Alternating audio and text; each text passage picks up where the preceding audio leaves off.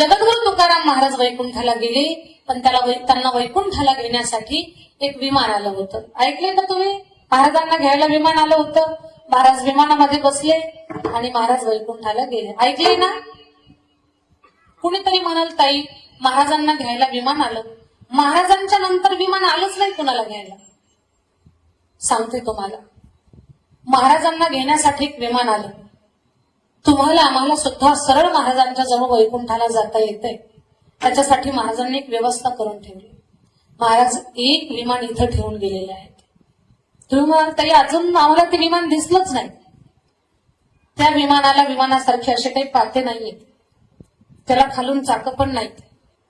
उलट त्याच विमानाला आपण पिशवीत घालावं, डोक्यावर घ्यावं, बगलेत दाबावं, डोक्यावर घेऊन नाचावं त्या विमानाला. आपण त्या विमानाला डोक्यावर घेतलं की ते विमान आपल्याला वैकुंठाला घेऊन जातं. त्या विमान असं काही वजनदार पण नाही.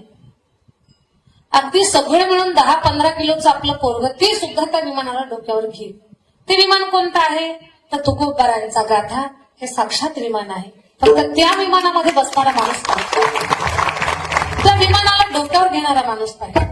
कारण तुकोबारांचा गाथा साधारण नाही. तो गाथा वाचला की माणसाचा बिघडलेला माथा जागेवर येतो, माथा ताळ्यावर येतो. माणसं कधी चुकतात? जेव्हा डोकं बिघडतं तेव्हा, जेव्हा डोकं खराब होतं तेव्हा.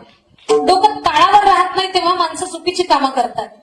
पण या डोक्यानं चुकीचं कामच करू नये, तर नेहमी सावध राहावं, या बुद्धीनं विचलित होऊ नये, स्थिर राहावं आणि माणसाची बुद्धी ताळावर राहावी याच्यासाठी या बुद्धीनं गाथ्याचं चिंतन केलं पाहिजे. तर हे गाथारूपी विमान प्रत्येक वारकऱ्याच्या घरामध्ये आहे. साधारण माणसाच्या घरामध्ये सुद्धा महाराजांच्या मुखातून प्रसवलेला गाथा आहे. फक्त त्या गाथ्याचं जो वाचन करल, त्याच्यावर चिंतन करल आणि त्या गाथ्याला जगण्याचा प्रयत्न करल, ती सगळी माणसं वैकुंठाला जाते. किती छान आणि सोपं सांगितलं मी तुम्हाला.